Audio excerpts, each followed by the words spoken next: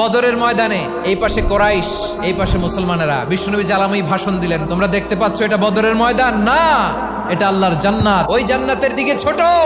বিশ্বনবীর কথা শোনা মাত্র সাইয়েদনা উমাইর ইবনুল হুমাম বললেন বাখ বাখ, মানে চমৎকার।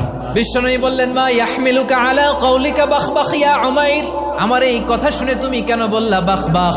ইয়া রাসূলুল্লাহ, আপনার এই কথা শুনে আমি বড্ড খুশি হয়েছি, আর আমি প্রত্যাশা করছি আমি যদি ওই জান্নাতের মালিক হতে পারি তাহলে কতই না ভালো হতো। সুবহানাল্লাহ বলেন। বিশ্বনবী বললেন উমাইর আনতা মিন আহলিহা, তুমি ওই জান্নাতের অধিবাসী, তুমি জান্নাতি। উমাইর চিন্তা করলেন আমি জান্নাতি, নবীর মুখ দিয়ে যখন বেরোইছে ওই জান্নাতে তো আমার ঢুকতেই হবে, কিন্তু হাতে 3টা খেজুর খেয়ে যদি জিহাদের ময়দানে যায় তাহলে জান্নাতে যেতে তো দেরি হয়ে যাবে।